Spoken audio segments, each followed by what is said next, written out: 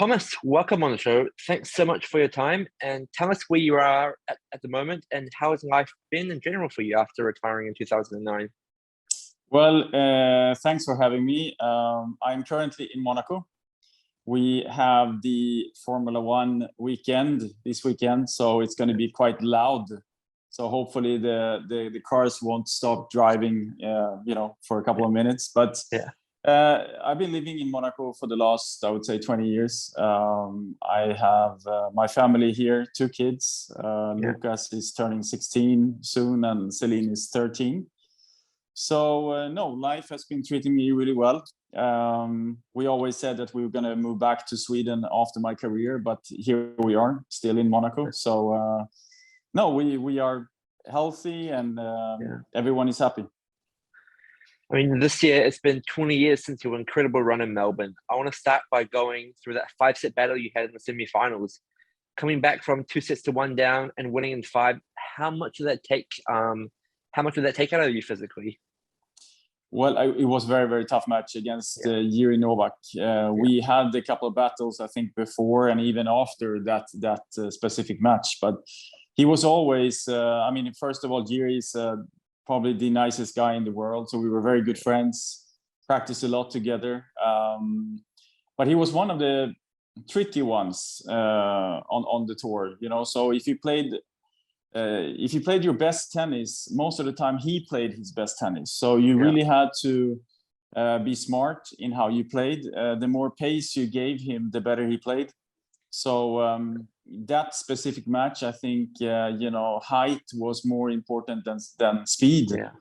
So and also try to step in maybe a little bit on his second serve, because that was a little bit of his weakness as well. But other than that, he was an amazing player, and of course, winning in 5 and being down 2 sets to 1 it takes a lot out of you. I mean, luckily I had 1 extra day to rest. So before the final, so going into the final, I felt really fresh. Walk me through that final against Marat Safin. From memory, there were a lot of Swedes in the crowd, all dressed up, chanting your name. How did that feel? It was amazing. They helped me the whole week. I mean, both 2 weeks, I would say. So it was a little bit tricky when you play on center court to try to get all the Swedes into the center court, but I managed to get a few in.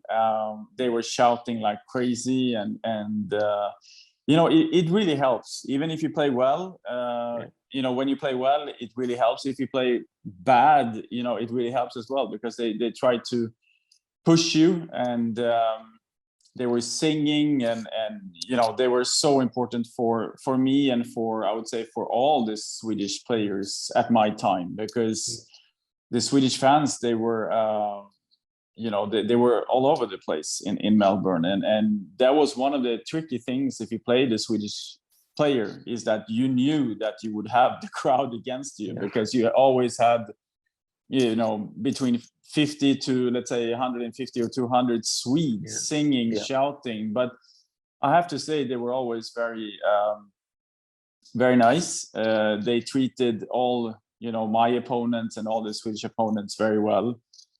So they were not, screaming in between first and second serve of the opponent or something like that. So they always behaved really well. How did you approach that final? Obviously, Safin had already won a Grand Slam before, and he beat Pete Sampras in the 4th round earlier, so it was full of confidence. Yes, he was the favorite by far.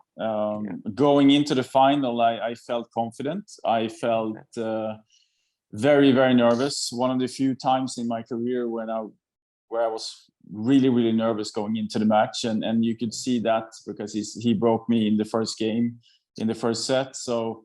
And then it took me a while to get used to the court conditions, crowd, circumstances, and also the situation. You play a Grand Slam final. So, but I felt that in the end of the first set, my game started to pick up. And then I think I was the better player in the second and in third and in the fourth. Fourth could have gone quicker, to be honest. And then in the end, it could have gone the other way. Because I think, if I'm not mistaken, I had 2 sets to 1 up. I think I had 3-1, 1540 in his serve, and then he came up with, I remember, he came up at, I think it was 30-40. He came up with a insane half volley, like so it could have been 4-1 double break, and then the match could have been different. But then in the end, you know, I was 6-1 up in the breaker, and then my whole body just shut it down. You know, it was completely, I didn't know how to win a point all of a sudden. And so I was just very lucky at 6-4 serving, and that long rally that he missed the lob, because at 6-5 he would have been serving. So it was a very strange match in the fourth set. So I mean, it could have gone quicker for me, but then in the end, Marat could have won the fourth, and you know, we could have had a fifth set. I mean, it seems to me that you played probably some of your best tennis in that fourth set. Would you agree? Yes, I agree. Especially in the tie break up to 6-1, it's probably the best tennis I've ever played. And this is something that I'm super happy and super proud of, because you are playing a Grand Slam final, and you know that you have to play your best tennis, and I managed to do that as well. So you have many cases or matches where you really feel that now I have to come up to my A+ game, and you don't manage to do that. So I'm very, very happy that I managed to, you know, pull out my best tennis, especially in the fourth set. I also heard there was an interesting story about nearly missing the final, about having to catch a taxi to the grounds instead. Yes, my coach managed to forget to book a car to the arena that day. So we came in a taxi, me and my coach. But that was also, looking back, it was good. At that time, I was, you know, I've always been a quite easygoing guy. So I was not getting stressed or upset about that. But if this would have happened to a lot of players, they could have freaked out. You know, they could have been. It's a small thing. I mean, if you look in the end, I mean, maybe I came 15-20 minutes later than I thought to the arena, but you know, it didn't disturb me at all.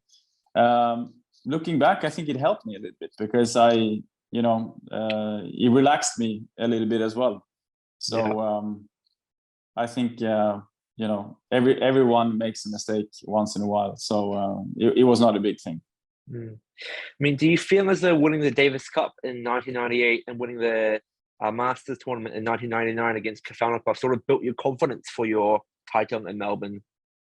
Yes, it did. I knew that when I played my best tennis, I could beat most of the guys, but I had to reach that level. You know, I had to reach my maximum level to you know, to beat the guy like Sampras or Agassi or Kafelnikov or Safin, or you know, everybody that was up there at that time. But I mean, looking back at the final against Kafelnikov in Montreal, it was the same. I managed to play probably my best tennis ever there as well. So I had, if you look at my record in finals, it's pretty good. And I don't know why, I just felt super confident coming into the final. You know, that's I managed to build confidence in each and every match that I won. So entering the final, I was super confident of winning, even though I lost a couple of times as well. I mean, where would you put your achievement of winning Olympic silver in doubles amongst all your achievements? It's very high up there, I would say, because for many reasons. First of all, I managed to win an Olympic silver with one of my closest friends, Simon Aspelin. We also, you know, spending and staying in the Olympic Village with the Swedish team and experience this amazing atmosphere that you get, and meeting all the, you know, the different other athletes, and also Sweden didn't have a great Olympics in 2008. We didn't get too many medals, so our silver really you know, it was sticking out a little bit from everything else. So and especially after the semi-final, you know, I think it was a close to 5-hour match against France, against Laudra Clément. It was even more fun to win. I mean, you retired and played your last match in 2009. What led to this decision? I had an injury in my left foot. I was struggling a lot with it in 2008, especially in the Olympics. I had so much pain, and I went on painkillers and acupuncture and everything. So I had a bursitis in my very close to my left Achilles. Yeah. It's not a big surgery, and the rehab went well, but I couldn't, if I pushed myself on Monday, I could barely walk on Tuesday. Okay. And then I had a lot of pain on Wednesday. But so, I mean, if you're a professional athlete, you cannot play once every third day. I mean, it's impossible. Yeah. Not only for the tennis, but also for the, for your fitness. So I felt that I could not, I couldn't play at my, at the level that I wanted to play, and I couldn't practice as much as I wanted, and I had a lot of pain in my foot. So you have a saying that time is going to heal, and that's what happened actually. So now I don't have any problems with my left Achilles. So no, it was unfortunate because I really think that I could have had maybe 2 more years, good years, not top 10, but I would say maybe between 25 to 40, which is not bad. Yeah. Yeah, I mean, and especially one thing that I'm a little bit sad about looking back is that I didn't have the chance to, I mean, my son is born 2006. My daughter is born 2009. They never saw me play. I mean, they've seen me play now, the seniors and the legends, but it's not the same, So it would have been fun to have had, maybe 2 more or 3 more years and travel with the family and for the kids to, to see dad playing. Yeah. I mean, since retiring, you've still been active in the tennis world, taking on coaching roles with players like Caroline Wozniacki and most recently Maria Sakkari and David Goffin. How would you describe your experience in transitioning into coaching? I love coaching. I love it. Since I had to retire because of an injury, I miss tennis so much. And to coach players, like you just mentioned, is as close as you can get to play. I mean, you're pretty much sitting on the court and you feel that you are so connected with the player that you're coaching. So it's almost like you are on the center court yourself. Luckily, I've been coaching, amazing players, amazing people outside the court as well. Yeah. So, and I have great, very, very good connection with all of them still. So, I mean, it's like sometimes when you travel, with, let's say with Maria or with Caroline or with David, you see the player more than you see your wife or your family, so it's like you build a very strong relationship to each other. I mean, I wanted to dive a bit deeper into your experience into coaching Maria and David. It seems like from the outside perspective, they have like rather contrasting personalities. Would you agree? Yes, they have, and also they are, I would say, different players. So. I had the privilege of working with Maria for almost 2 years, maybe like 1.5 or something. Amazing girl, like really, really amazing girl, hardworking. She really listens. She does everything she can to become a better player. And I think we did, we did really well together. When we started, I think she was around 110 or 120 or something like that. And then we managed to get her up to 25 or 28 or something like that. Yeah. And then she made a very good decision to stay with Tom Hill, which is her coach now. And Tom joined our team after, I would say maybe after 10 months, 11 months or something like that, because I felt that I was traveling too much and I really needed someone by my side. And then we managed to find Tom, and Tom has made an amazing, incredible job with Maria. And also, working with David. David is the nicest guy in the world. Same, working as hard as he can. He does everything he can to become a better player each day. relies his game on his quick feet and his counter punching many times and his ability to change directions very quick. Yeah. So they are completely different players, those two. But like I said, I mean, two amazing players, and I'm super happy that Maria now is top 5 in the world. David now is coming back strong. Now he's in the third round of Paris. So I really wish both of them best of luck with the rest of their career. And what led to the end of both partnerships? Well, I mean, I think it was, you come to a point sometimes both as a player and as a coach where you feel that you have, how should I say, you have squeezed out most of the thing. I mean, most of the energy and knowledge and experience. And so, I mean, I was also a former player, and sometimes you feel like you want to hear a new voice.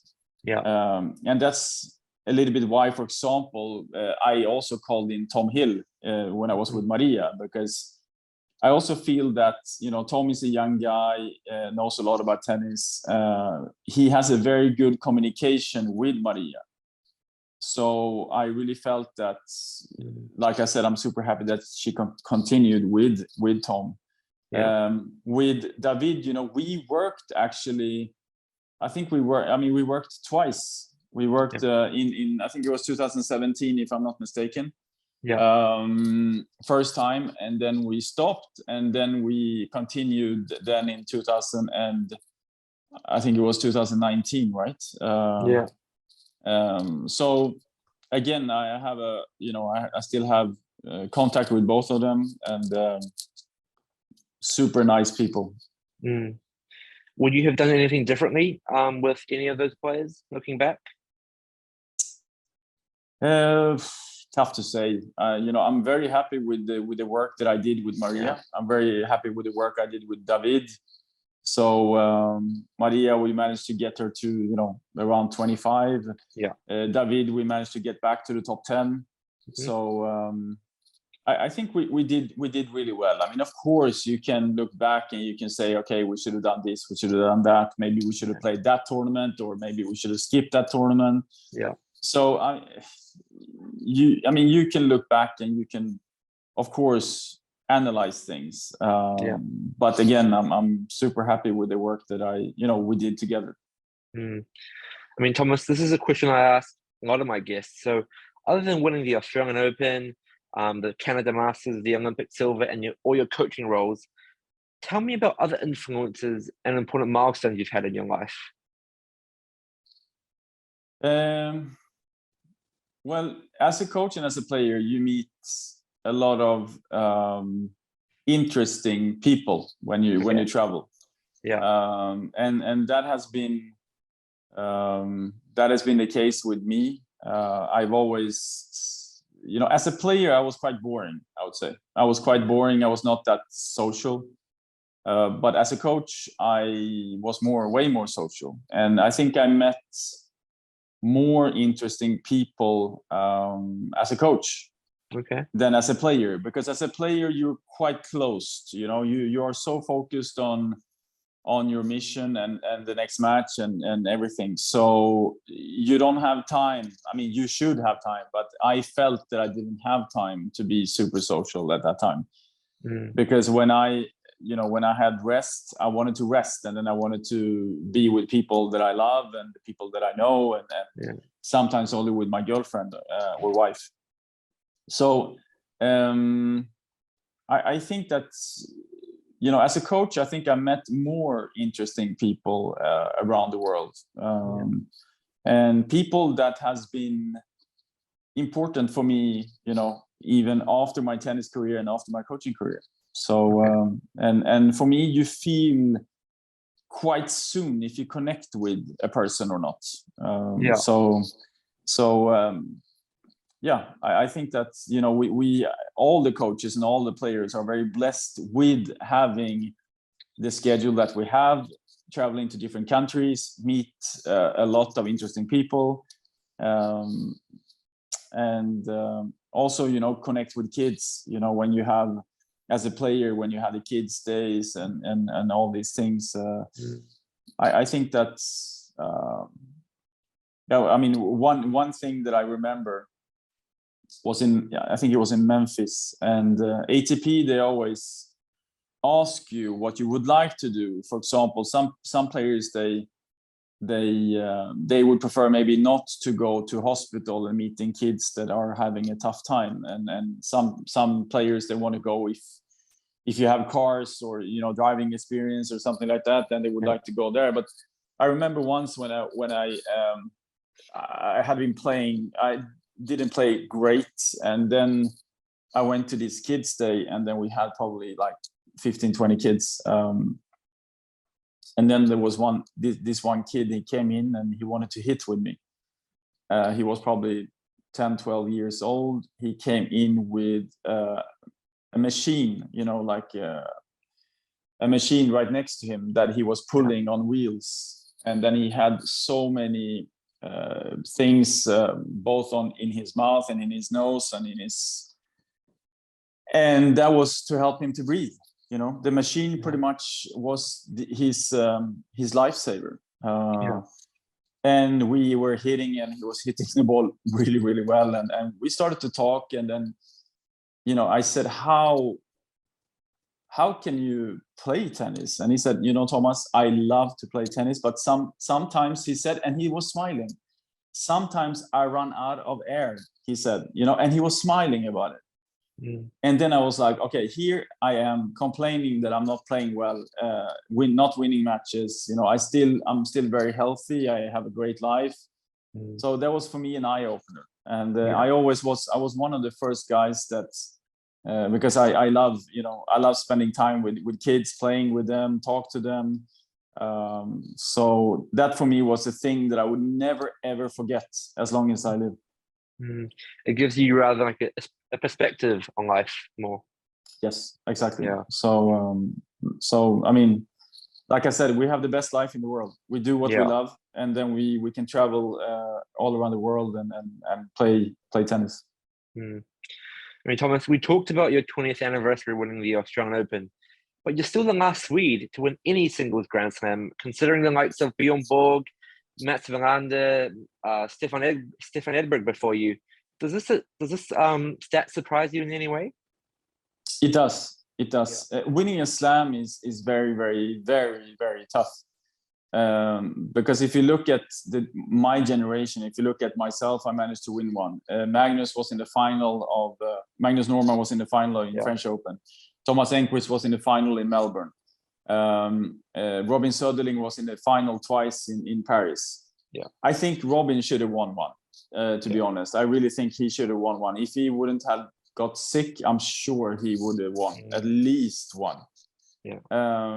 But now, look at the Swedish tennis now. I think it's going to take a very, very, very, very long time until someone is even close to win a slam, unfortunately.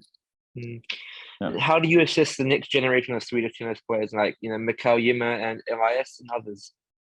Well, I'm not involved with Swedish tennis at all at the moment. I'm now entering a new sport of paddle. So I'm not connected to the Swedish Tennis Federation at all, or the Swedish tennis at all, because also, I live in Monaco. So I don't have this, how shall I say, the contact with these guys anymore.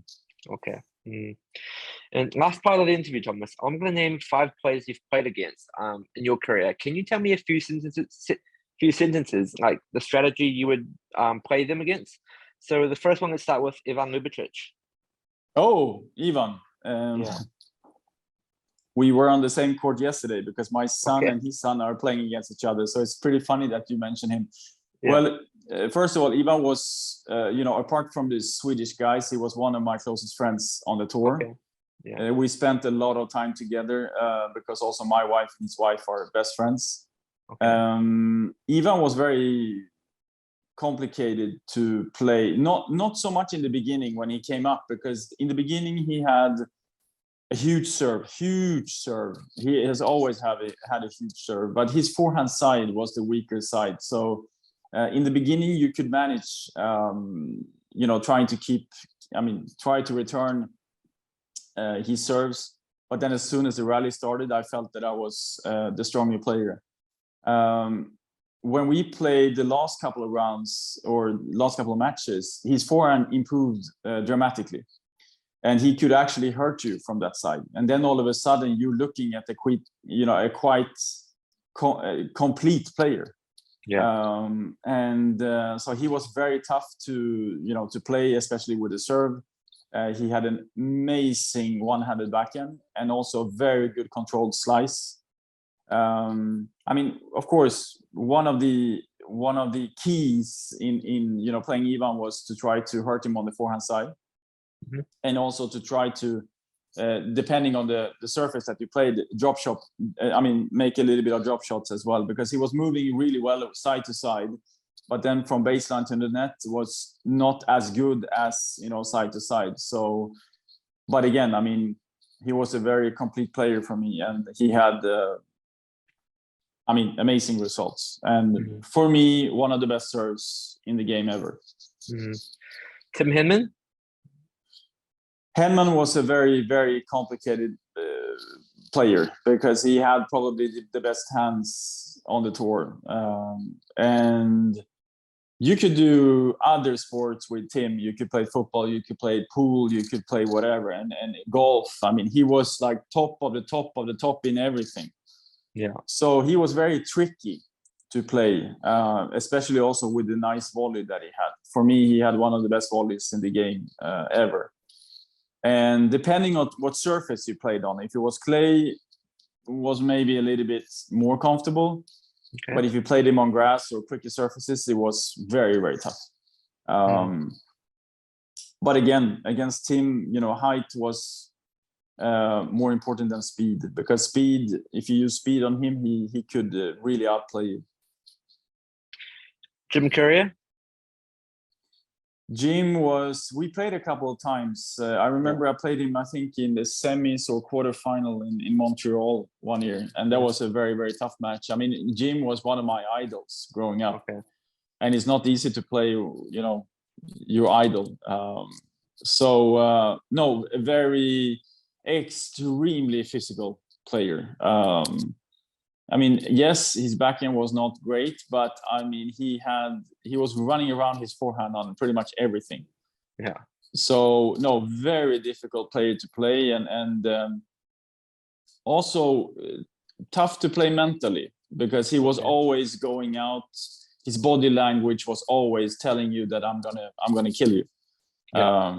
It didn't matter what the score was. He was always looking like a winner, and he was always looking like he just wanted to eat you alive. So, but again, a super nice guy. Now we know each other better, after our career. So, very, very nice guy. And Marat Safin? Well, for me, Marat is a person with probably the biggest heart in the world, and we are spending, as soon as he's here in Monaco, we try to spend as much time as we can. We play paddle nowadays, not tennis anymore. Nicest guy in the world. Very, very difficult, because he had probably the highest speed of, I would say, the average speed of his shots were extremely high. So, and also with the big serve that he had, the chance that you had against him was to, get him out of his comfort zone. And then he started to talk and throw rackets and these kind of things. So as soon as Marat was in his zone, he was almost impossible to beat. But as soon as you could take him out from that comfort zone, then you had a chance to beat him. And last one, Andre Agassi.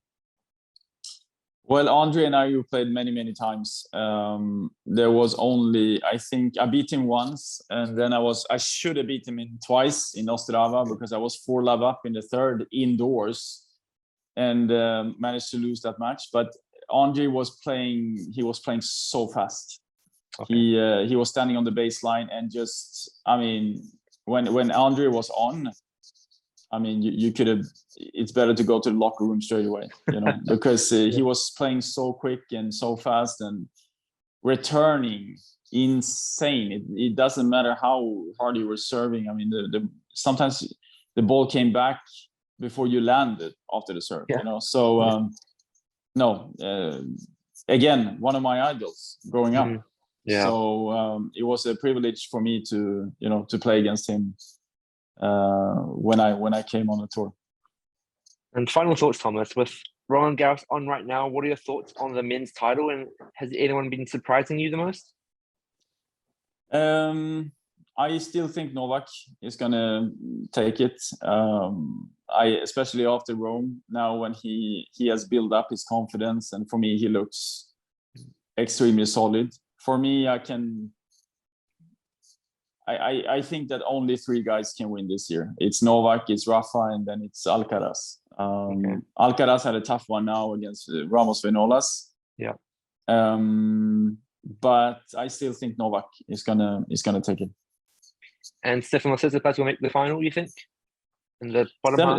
Stefanos is again also one of the guys that can win it, but he's had 2 tough ones now during the first week, and what you don't want is those kind of matches in the first week, because you want to feel fresh going into the second week. So it's very important for the top guys to have the first week, make the matches quite quick. To be fresh on the second week. So I don't know. I don't know how he feels physically as well after the 2 matches that he's had. So even if Novak makes it past Rafa and Alcaraz, you still think he probably will beat Stefanos in the final as well? Yeah. I think that's Novak has a tough, very, very tough path to the final. Yeah. So let's see. Thomas, thanks so much for your time, and it's been an Thank you. absolute pleasure. Yeah, thanks, Eric.